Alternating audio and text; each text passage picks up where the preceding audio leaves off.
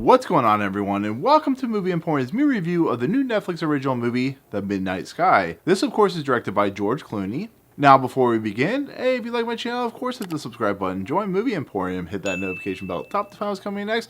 If you like this video, as always, awesome, hit that like button and comment below on any video to watch, including this one. So, The Midnight Sky, which is based off a book from Lily Brooks Dalton and is written by Mark L. Smith, tells the story of a character named Augustine, who is, of course, played by George Clooney.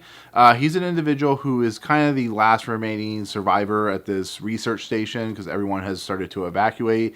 The only problem is he's very, very sick, so he's not going to last very much longer. But there's a cataclysmic event, and he has basically found what he thinks is a very hospitable planet that can sustain life and so on and so forth. So as we know in a lot of these sci-fi movies, they've sent a research crew, which include people like Felicity Jones, David Oyelowo, of course Chandler, and Demián Bichir, to go and discover what this planet is, if it's truly hospitable and stuff like that for the population of Earth, because Earth is dying. That's basically what's happening, even though we don't know exactly what is going on. We know that the air is very polluted and so on and so forth. In the process, the crew is coming back and they have no idea that this is happening. So therefore, George Clooney's character Augustine, with this young kid that he discovers on the base named Iris, basically go and to another research station to basically tell the crew of this mission what exactly is going on, to stay away from Earth and so on and so forth. And so with that said, with the kind of synopsis out of the way, George Clooney as a director who was basically courted over from Netflix from doing another project,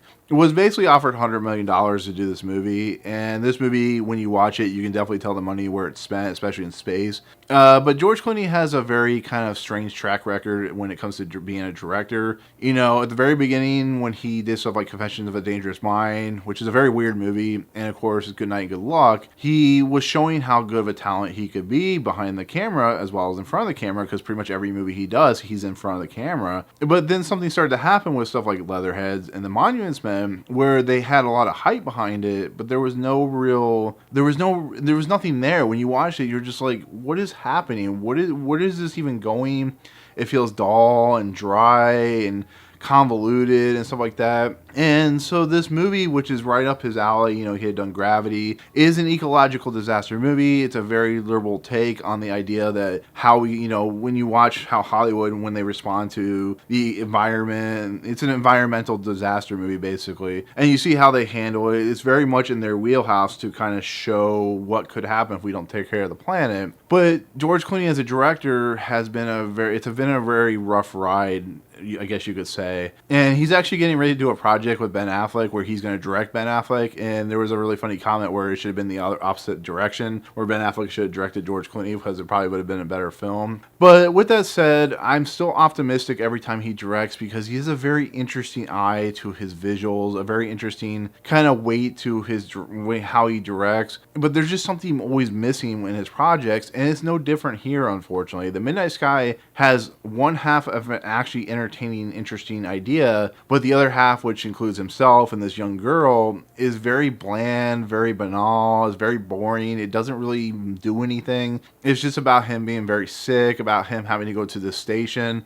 The kind of the way it's edited and the way it's shot is very strangely put together, and it just doesn't feel like a whole project. It doesn't feel like there's a lot of stuff missing there, where they either expanded the character, they either expanded the project, or it feels like George Clooney doing George Clooney, and that becomes a major problem. And now which is really weird, because on the other end of the spectrum, the stuff with like Felicity Jones and David Oyelowo and Chandler and Demián Bichir and so on and so forth is much more interesting and much more entertaining. The major problem though is it feels very, very similar to something like The Martian with that crew, where they have to make tough choices and they have to do certain things, and just the simple fact that they're kind of kept in the dark is very similar to what we've seen before. So I'm not saying it wasn't bad. I really actually enjoyed that portion more, because the space stuff is really actually well done. It's well shot. The visuals were well represented. But it feels, this movie, it's really strange when you think about it. This movie feels like it's missing something. And I think it just comes down to plotting. I think it comes down to Mark L. Smith's script. Maybe I haven't read the book, so I don't know if maybe the book is just kind of convoluted in its own nature. But to spend $100 million on a project like this, I feel like George Clooney maybe just not a great director, and I don't want to say that as like to like against his detriment, but there's been an ongoing problem with every film that he's done where these films just don't feel like they're cohesive in a lot of ways. And like I said, when you're with him and you're with this young girl, there's nothing cohesive about it. There's just nothing there, you know. It's really, really strange. And like I said, when you go to space, the stuff's really interesting, the things that are happening, the way the spaceship works, the space station works as it moves through space, very similar to like, 2001 or like I said, The Martian, where you get like realistic physics when it comes to the actual dynamics of the space station. But then it leads into some really weird, odd stuff at the very end. It leads into some like leaps of logic near the end. George Clooney does some really odd leaps of logic as his character in this movie. And maybe the problem is maybe George Clooney just doesn't need to star himself in these movies that he's directing. Maybe he should focus on directing and have somebody take over that role that he's playing. I mean, I don't know what the problem is, but just overall, it was just a really big disappointment for me. I was really kind of just like,